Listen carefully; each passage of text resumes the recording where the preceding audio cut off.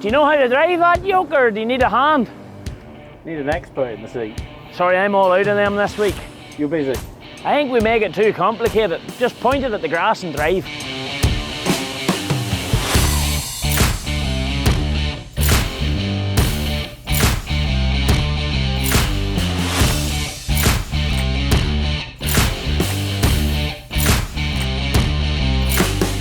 Well everybody, it's another exciting day at the HQ. As you can see over our shoulder, we have 1611P. P for power. Michael, you look after these babies. And tractors. I do, yes. And what else do you look after? Telehandlers, so the Scorpions. Sort of for all the UK and Ireland sort of thing. That's it. This is our third time looking at a Torion. I'm not going to lie to you, version 1 that was here was a what, 14? I think it was a 1410. 1410 4-cylinder. It needed work. You brought us back a 1511, all painted in black with all the information around it. Was absolutely game changer for me compared to the first one. And now you're doing your demo tour of the UK, now moved over to Northern Ireland and then Ireland or whatever with this 1611P, and you're telling me it's even better again. Right. Yeah. So give me the ABC and then we'll do a more in-depth look. Why is it better? So the first number is always the weight of the machine, in round figures 16 tonne. And then the second number is its full turn tipping. Basically its lift capacity. Yeah, fully turned before, there's no safety systems on a wheel loader, unlike a telehandler. So the 11 is round figure what you can lift on the turn. P, power, still the power version. So it's a 1611 power version, slightly lighter, with even more power. So the 1611 standard version is now 200 horse. This one, she maxes out at 252. 252 horsepower, Yeah. 16 tonne. Yeah. Calculations in my head. We're pushing 16 tonne Exactly. per horse. Exactly. So you're right, that is with the big boys on that one. Maybe bigger than the big boys on that particular one. One of the burning questions that people will have, and I have, the very first one that we seen was essentially a bit like when Renault was acquired and Liebherr came onto the scene, was Liebherr painted green. But I don't think we're just at that stage anymore. Yeah. And I think that's something I'd like to get out there too when I drive it. A lot of thought has been put into the moving product up a grass pit. Are we running a lot of your own software now, or what's the? So there's a huge amount more influence we have in this now. So yeah, we have to be honest, the 1410, it was a green machine. A yellow machine or orange machine painted green. There's a lot of things underneath. They did not want a 6-cylinder. If you think about the big Torions we have, the 1812 and the 1914 became the 19... Who didn't want it? You see that Navi shovel over there? Slap him round the side of the jaw with it. There's no replacement for displacement, Michael. Yeah, I would agree with that, because our two biggest models, they are 7 and 7.7 litre 4 cylinders in the big ones. And will they outperform that? No, these are the clamp machines. They are the loading machines. They are the big grain store. They still can go on a pit, no questions asked, no problem at all. But this is where we see the silage machines. Right, let's go to the back and then we'll go to the front, and then we'll get you in the cab, because I was in the cab earlier on and there ain't no way your bum's getting beside me in the cab or vice versa. But we'll do that.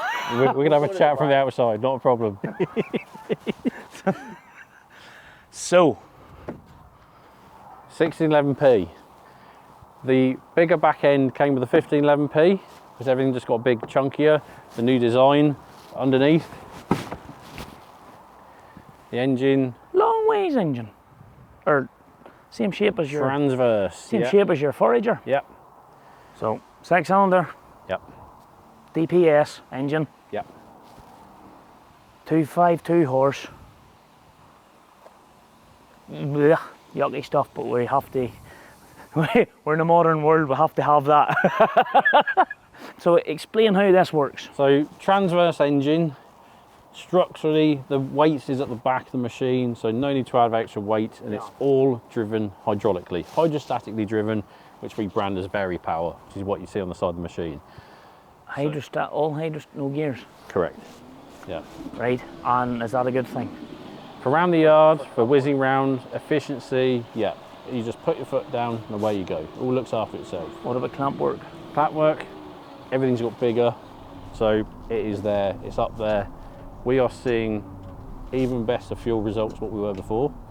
So we will see, I have seen, it's been on the system, it's all proven, we're seeing about 17 litres of diesel an hour, even on third cut silage, with my 16-foot fork on the front of it. People automatically think hydrostat, you're revving it hard.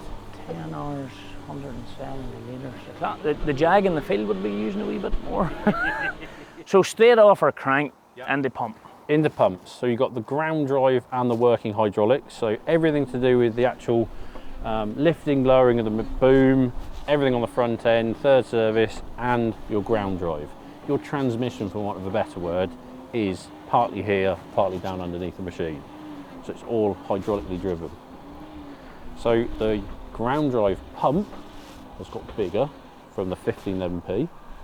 So when you're hitting that 16 horsepower per ton, that's a lot of power to weight ratio. When you think back, it's not that long ago, it was only 11 and 12 horse per ton. So you've made that bigger to counteract that, to give it the more horsepower, to give it the more weight. Yeah, that's a good way of putting it, yeah.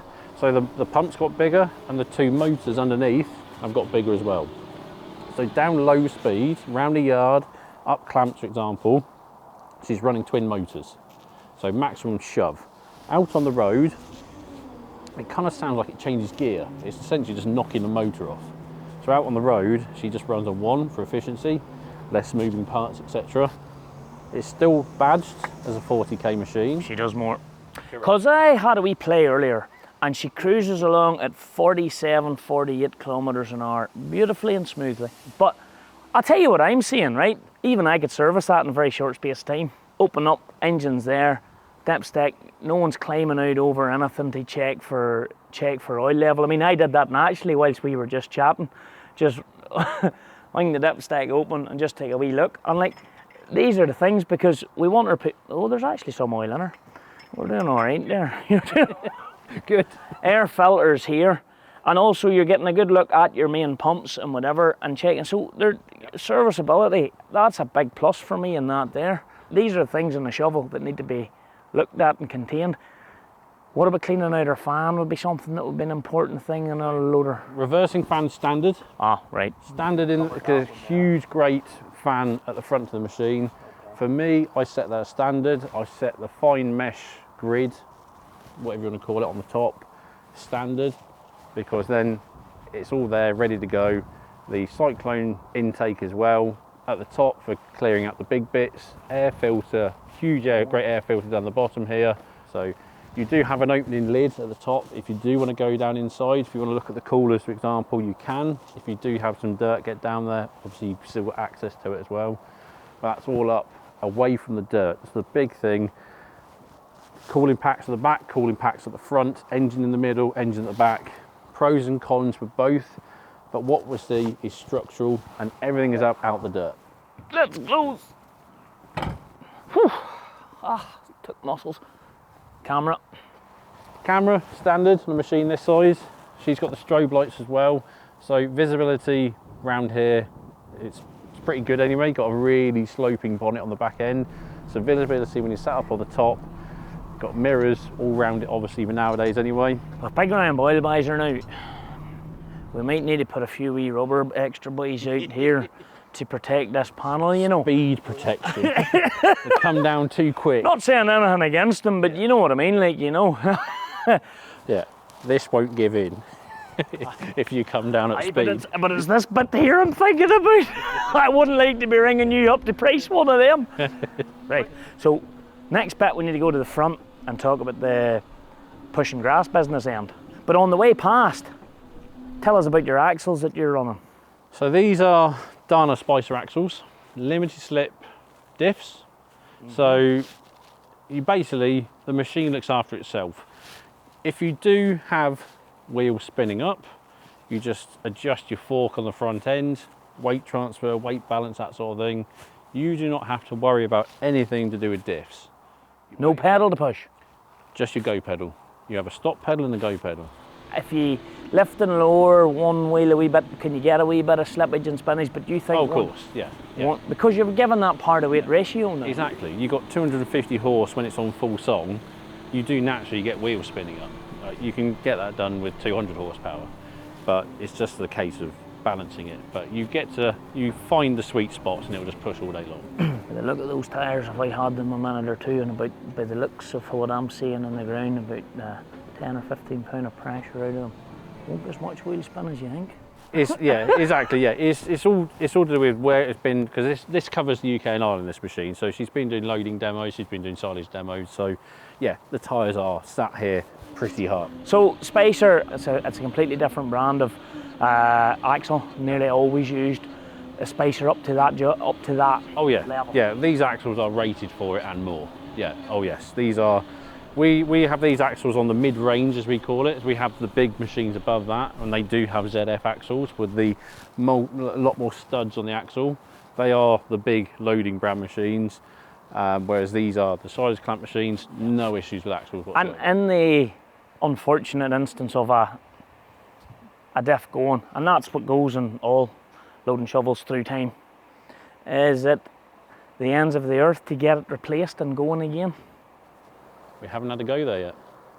In 6-8 years we've been doing it, we have not had to go there. When we touch his head, we get a bit of wood here and to go and touch him. It's a modular unit underneath, so yeah, you could theoretically jack the chassis up, drop the axle off and get in there nice and easy. Yeah. Aye, so we're not spending 2 days stripping that machine to do that repair. Yeah. If it was needed. The chassis is sat on the axles on these, so it's nice and easy to get to, should you ever need to get there. So Michael, heading to the business end, walk you in there first and show me. So we've got a bigger fork. So I was running this on the big 18, 19 ton machines before, and I honestly believe this machine is the one to show off not just loading capacities. You're not talking big heavy weights when you're on silage, but this will easily take up 16 foot of grass every time. So I'll saying you're English, mate. Have you ever seen our grass? The Germans once told me, we can test machines in England, we break machines across the water. Aye, but have you seen the rain that has fell? Our ground is absolutely sad. When these machines hit, when this machine gets to work here now in a couple of days, if it dries up, what's in front of it, we're at 3rd and 4th cut stage, it can't be dry. Yeah. And there'll be more weight in that than you think, which is good test. And I'm not a great believer in doing this at GRASSMEN. I don't like running products down, but I want to give you my one criticism I had in the 1410 to do with the Z-bar linkage, right? Yes. Oh, I know where you're going with this. Yes. Oh, good. There was a dead spot out here, and that is an Achilles heel for all buck rake men. We want power here to push back. Now, parallel linkage systems create that dead spot there too. There is one upside down Z-bar system that doesn't create that dead spot there, but that, and they're the benchmark for that flick movement with a 16-foot buck rake, especially because you can buy ones with bigger toes, you know. Oh, I was waiting for that comment about how my fork is small. Made locally, by the way. I'm just putting that out there. Do you get what I'm saying? Yeah. We had the two options. We had the Z-bar and the P kinematic. The P kinematic with the twin ram, Z-bar just in its nature, the shape of it. We had the silage clamp machine, which is the Z-bar for flick, the P kinematic, which was the loading machine. But you are right, just in their nature, when you've got the tines over, the Z geometry straightens out. And that's when you really lose out on torque. We went to the P kinematic purely for that. Yep. Twin rams, Yep. but then you didn't have the flick speed. Yep. We now have the best of both worlds. Z-bar again for the flick, but also this has parallel lift capabilities in it as well. So the knuckle in the middle, the elbow for want of a better word, is bigger. The ram is not quite twice the size, but it's got twice the power of the old one. So the flick power is there. Down low, yes, you've got the geometries there already, but also big buckets up in the air. Just in their nature, as a Z-bar lifts, it crowds over. That's where this, with its parallel lift, that problem's gone anyway. Also, when the boom's right up in the air, you've got the geometries for holding big buckets up, so loading toe tips. This will load a walking floor with a toe tip bucket. No problem whatsoever. This is the standard length boom, which is longer than the high lift of a lighted coloured version of this. We got a longer boom. We do an even longer one, then we can reach up to just shy of 5 metres high if you do want to go that way. It's over double the power down low, so when it's at the... Compared to that 1410? Correct. Double the power? Yeah, the torque going through here, it's bigger angles, bigger That's big ram. torque. The That's big biggest torque. of buckets can go on the front of this. Nice and easy. What about a bigger buck, right? Do we really test them? She's 16 foot wide. Yeah, but we could get 7 foot tools. Yeah? You think she'd crown that? No problem. Confident. Yeah. Truly confident. Absolutely. Absolutely, yeah. Honestly, this is a monster. I have to throw something up now. Yes. Parallel linkage tends to not be as blind. That has to be a wee bit vision obstructing as it's coming up and tipping out. It is a bit, yes. You do have a big ram that is in the middle, but everything down here, it's slightly conical shaped with the boom. The headstock has been designed so it's more open, so when you're looking down at your tines through the fork, at your bucket edge for example, it's a lot more visual. Even silly little things like if you were going steep up a clamp, you might remember, if you were looking down at the front of the machine, you've got your steps, you can walk around the cab. They've even turned the flights of the steps from the step from that way to that way, so now you look through the flights of the catwalk. One of the things I do like about the cab, I like the steering wheel adjustment. What I don't like is no joystick steering, but that's an option, so I can't argue with you on that. I like the angle of your foot pedal and your brake pedals. I don't feel like I'm crowning my foot right back to get going with the accelerator. I'd like to see a few more holes in the front of the buck rake, but that's not your issue. Mr. Cherry, you've left that very blind. Come on, drill a few holes in there, because I want to see when you have that folded up, your vision's very limited if you were just tied in a little bit up. But that's nothing to do with the Claas front on it. So, have we missed anything? You've also still got all the smart loading systems, we call it. You've got your preset loading heights, you've got a lower height and an upper height. Maybe not so much for silage, maybe the lower one, all you have to do is rock the joystick down she goes nice and gentle when you hit the heap. But take for example, you're loading something, spreaders, bulkers, whatever. You've got you're going to go down to that height every time, up to that height every time. Just set that. All you then have to do is rock the joystick back and up she goes. And the same with the crowd position. Then you can have bucket return. As you rock the joystick back, down she goes, she'll pull the bucket back in automatically.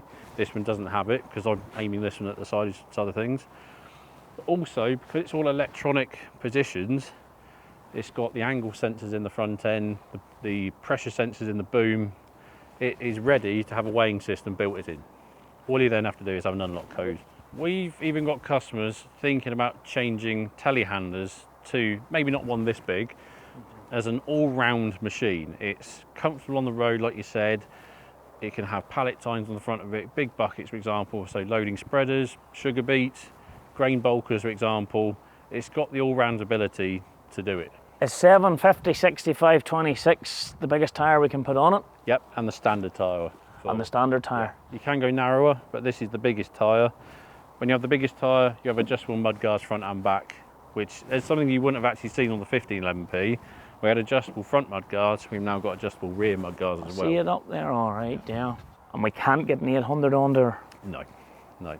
You sure? You put taller tyres on a machine. If you think back to riding a bike when you're younger, you put taller tyres on a machine, the amount of torque you need to get a machine going increases dramatically. In terms of the cab and the software and the drivability of it, I jump in, turn the key, have it started, put it into forward, how do I buck rake? Imagine I'm a shovel man, I know what I'm doing with a shovel in terms of where to push the grass. So if I was coming from the main competitor's brand, which is a machine we all know.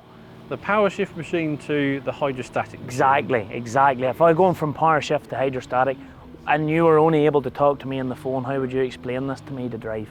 Put your foot down, away you go. The worst thing you can do is just absolutely burying your throttle. We are hydrostatically driven, so fuel, less revs, less fuel. But do I need to be in a gear? How does that work? Well, yeah, in the screen it shows us gears, but just think about it as you are just telling it what your maximum speeds want to be. So you have A1 to 3, which is 0 to road speed, A1 to 2 for around the yard, for example. And if you really want to go up something really steep, you can lock it in F1, which is up to about 11k from memory. That is your climbing gear. But, like you were saying earlier on about tweaking the forward and reverse speed. See, that's my kind of gear for buck raking. I don't like bouncing, I'm too big to bounce. So I just take it all with me. Yep. But I want to come back fast. Correct. So when I knock her into reverse, she can be preset to go to 15k. Correct, yeah. You can decouple the forward speed to the reverse speed, and you can come back down quicker. That's all in the screen. So you can have it in mid-range, A1 to 2, but actually you don't want it to go up to your maximum speed, therefore you dial it back as a maximum, Vmax as it's called in the screen, forward and backwards, so you can come back quicker to get going again when the next trailer's coming in. Right, well, you may get into the cab, not a pile of room in there, so jump up, do whatever you need to do, we'll shout at you a lot of questions. So Michael, show us how you would set that up, going to buck rake grass, using your Vmax, which you met reference to us, how you would sort of forward reverse, just give us that generic talk around it. So everything is on the joystick, just like most machines. Forward and reverse is on the back, she's going to beat the handbrakes on. Third service for folding up and down is on the little joystick here. You've got the gears on the screen. Gears, I say loosely, as it's hydrostatic. Man's talking to himself in there. Cuckoo. But you've got A1 to 2 for around the yard. Down here we've got the gear button. It'll go up the range and then back down. So A1 to 3, A1 to 2 and F1, like we said about earlier on. F1 is when you're in the clamp going the steepest. A1 to 2 will give you quicker speeds, but like you say, you can, if you wanted to, you can turn down the transmission. I wonder how many times he's practiced this speech. Any good? You did that like in about 30 seconds. You trying to tell me it's that simple? You just tell it what your maximum speed is. You want to be in the screen, in the gears as it calls it in the system. And then you just have to put your foot down, you've got your stop pedal and your go pedal. You can change the crowd speed, so your flick speed, you can turn that up and down. You've got your third service connected the wrong way round, you can change it in the screen. So then you have your operation of your joystick switched round. You just need to play with it, but I'm assuming a dealer could help you with that one there. So it's self-explanatory, it's all on the screen, yeah. So when you get the likes of this new machine feeding through the system, what's the protocol there for getting a new machine to market? So I feed off the dealers. So we were saying about the 1410 earlier on, 4-cylinder, 150 horse. I was running a 1511, 160 horse and a 1410, 150 horse demonstrator. From that, we had the feedback, we needed to change power, we needed to change hydraulics, we needed to change booms, tyres, etc, etc. I then feed it back to the factory. The feedback goes through R&D, and from then is where we get to today with the machine we sat here today. But am I right in saying you did a little bit more than just feed it back, in that you brought R&D here and you said, watch this. We had to convince the factory we needed more power. So Michael from Claas UK gets his wee buddy to fly over, and he lands him into, say, Dublin, and he goes to this big mountain of grass that we create here. Do you just walk round the corner and be all smug and go, look at that, and just watch the boy going straight up, backside rubbing, and you just do you sitting there going, do you ring your old mates that night and go, I sure showed him? I'm not going to do a German accent, but no, we're not. They said to me, right, we need to yeah, we don't want to, we want to test machines. I said, right, come across the water to the Emerald Isle. Why is that? I said, this is literally what I said, watch this. And the feedback in the next product management meeting, okay, we send machines to France and to Germany, to England to test. We send machines to Ireland to break. He said, we saw this green mountain. But you see, this is the point. If people aren't prepared to get on the plane, travel, watch, see and understand, because you're right, in Germany the 4-cylinder may have cut it, in Ireland it wasn't going to cut it, in the UK it's in between cutting it. Yeah, and we clamp very differently here. Our pits, clamps, whatever you want to call them, are steep and short. On the continent, long, steady climbing. We do need to bounce in here and say we're not necessarily right, but it's what we do. Correct. Yeah. And the machine has to suit what we do. Yeah. Yeah, exactly. And if it doesn't suit what we do, bye-bye machine. Correct. Yeah. So then you've got the machine you want, you have it at your disposal. How do you sell it? How do you bring that to market? So I then get a plan together with the dealers. We take it to key people first, to the initial testing. We're not going to hide from that. All the manufacturers do that. That's fair, yeah. We make a plan. I made a strategic decision to keep it as late as possible, to get as much material in the clamps as possible to make it work. I could have brought it across when we first started going in April, May, June. You'll be pushing up first cut silage, you'll be in the bottom of the pits. You're not going to test a 250 horse machine. Now, more and more grass in the pits. Exhibit A, the third cut has to go on top of that. Yeah, exactly. We want to make it sing. And you're confident it'll sing. Yeah. Other people will say the fork is too big. I should have been running a 12 foot or 14 foot. I argue it's got the ability. You want to make the demo about the machine. You want to make it work. Michael, brilliant job. Thanks. And we'll shake your hand one last time. Well, hopefully we'll get her out and see how she's going. Good man, thank you.